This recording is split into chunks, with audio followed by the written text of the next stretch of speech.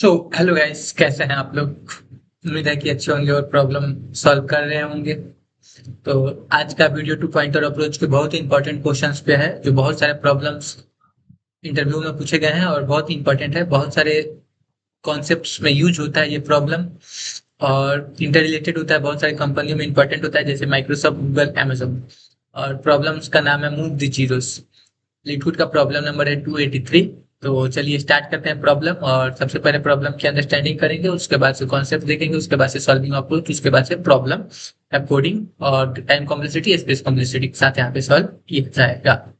तो चलिए, first of all problem है मूव्स जीरो। प्रॉब्लम बोल रहा है कि you have a given integer array n, move all the zeros to the end of while maintaining the relative order of the non zero element. इसका मतलब ये है कि हमें एक अरे दिया गया है, उसमें के जितने भी जीरो दिए गए हैं उसको लास्ट में मूव करना है और अपने ऑर्डर को मेंटेन करते हुए। अगर वन फर्स्ट पोजीशन पे है तो जीरो मूव करने के बाद वन फर्स्ट ही रहना चाहिए, चेंज नहीं होना चाहिए। तो सबसे पहले आपको प्रॉब्लम समझाते हैं कि प्रॉब्लम में कैसे हुआ, फिर अप्रोच देखेंगे। और तो ये हमारा इनपुट और आउटपुट कॉन्सेप्ट है। सबसे पहले आपको यहाँ पे इनपुट और आउटपुट कॉन्सेप्ट दिखना चाहिए। ये हमारा इनपुट और आउटपुट है। तो इसमें बोल रहा है बेसिकली जीरो को मूव करना है। तो यहाँ पे हमारा जो इनपुट में अब सबसे पहले जीरो है, फिर वन है, फिर जीरो है, फिर थ्री है, फिर वन है, फिर टू है। तो सबसे पहले इस जीरो को जब लास्ट में मूव करेंगे तो यहाँ पे वन हो जाएगा, यहाँ पे जीरो हो जाएगा, यहाँ पे थ्री हो जाएगा, यहाँ पे वन हो जाएगा, यहाँ पे टू हो जाएगा और लास्ट में जीरो।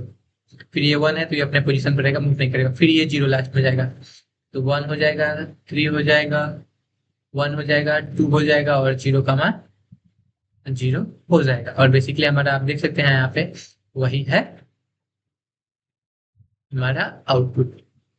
तो आई होप कि आप प्रॉब्लम समझ चुके होंगे। अब इसके अप्रोच के बारे में डिस्कस करते हैं। तो अप्रोच हम इन प्लेस रिप्लेसमेंट करते हैं। इन प्लेस रिप्लेसमेंट मतलब कि कोई अनदर अरे क्रिएट नहीं करेंगे, इस अरे के बीच में हम अरे के एलिमेंट को रिप्लेस करेंगे यूजिंग टू पॉइंटर। एक पॉइंटर हम लोग अपना इनिशियलाइज कर देंगे इंड पॉइंटर, और एक पॉइंटर अपना रखेंगे स्टार्ट पॉइंटर। ओके।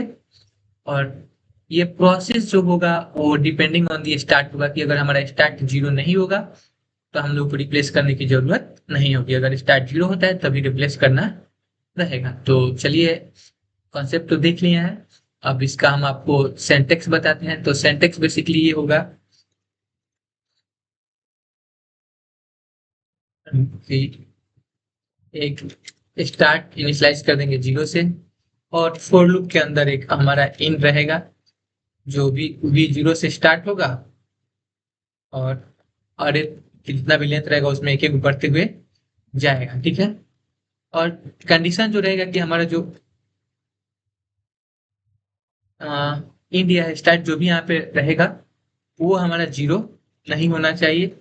और उस जीरो नहीं होगा तो उसके बाद हम अपना स्वैप का process one by step swap का प्रोसेस करेंगे। स्वैप मतलब कि जैसे कि टैम बना देंगे, टैम में अपना हम जो भी अपना वेरिएबल रहेगा फोर लूप के अंदर उस वेरिएबल को इनिशियलाइज कर देंगे अरे के साथ, और उसी के साथ सॉल्व करते हुए चलेंगे। तो आई होप कि आप प्रॉब्लम समझे होंगे, आपको कहीं भी प्रॉब्लम में डाउट नहीं होगा, दिक्कत नहीं होगा। तो अब चलिए अपना प्रॉब्लम सेक्शन देखते हैं और प्रॉब्लम सॉल्व करते हैं। तो सबसे पहले हम अपना एक एन वेरिएबल इनिशियलाइज करेंगे, किसके लिए, नम्स के लेंथ के लिए। एन इनिशियलाइज करने के बाद हम अपना एक इंड बना देंगे। इंड क्या दे देंगे, फिलहाल में जीरो दिए हुए हैं, बाद में इसको देखते हैं क्या होता है। स्टार्ट कहाँ से करेंगे, जीरो से करेंगे, और कहाँ तक लेके जाएंगे, जो जो हमारा एन है वहां तक लेके जाएंगे, और एक एक प्लस करते जाएंगे।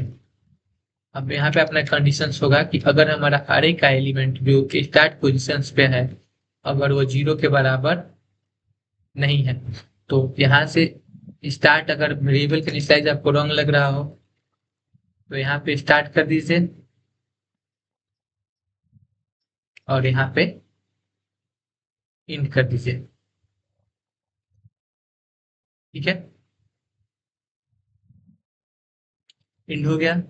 अब अगर हमारा जो इंड 0 का बराबर नहीं है, मतलब कि हमारा इंड कहाँ पे है, स्टार्टिंग में कहीं पे वैल्यू होगा, तब हम अपना स्वैपिंग का कॉन्सेप्ट लगाएंगे कि टेम्प नम्स ऑफ इंड। उसके बाद यहाँ पे क्या होगा, उसके बाद यहाँ पे होगा कि nums of end equal to nums of start, और फिर नम्स ऑफ स्टार्ट इसका क्या हो जाएगा, हमारा जो लास्ट का टेम्प है, टेम्प हो जाएगा, स्वैप कर देंगे, और जो हमारा स्टार्ट है उसको मूव करते हुए आगे बढ़ेंगे। ठीक है, तो बेसिकली ये प्रॉब्लम का सोल्यूशन है, और इसको रन करके देख लेते हैं कि सभी टेस्ट केसेस पास करता है या नहीं करता है। और उसके बाद से अगर ये टेस्ट केसेस नेटवर्क एरर आ रहा है, 1 मिनट, नेटवर्क सबसे पहले नेटवर्क एरर सॉल्व करना पड़ेगा। तो बेसिकली नेटवर्क एरर आ गया था, सॉल्व किए हुए नेटवर्क अपना कनेक्शन टूट गया था, तो फिर से रन करके चेक करते हैं। तो आप देख सकते हैं कि यहाँ पे सारा टेस्ट केस पास हो चुका है। तो टेस्ट केस पास होने के बाद इसका जो हमारा टाइम कॉम्प्लेक्सिटी है वो ऑर्डर ऑफ एन होगा। ऑर्डर ऑफ एन किस लिए होगा, क्योंकि हम लोगों ने एक फॉर लूप यूज किया, इसलिए ऑर्डर ऑफ एन, और स्पेस कॉम्प्लेक्सिटी भी ऑर्डर ऑफ एन होगा। हम लोगों ने कोई भी एक्स्ट्रा वेरिएबल यूज नहीं किया है। तो इसी के साथ हमारा ये प्रॉब्लम सॉल्व होता है अंदर 6 मिनट। और आई होप कि आपको प्रॉब्लम समझ आया होगा, कोई भी दिक्कत नहीं हुई होगी। अगर कोई दिक्कत हो तो कमेंट कीजिए, हम आपका दिक्कत जरूर दूर करेंगे। तो मिलते हैं नेक्स्ट वीडियो में, सी यू सून, बाय बाय।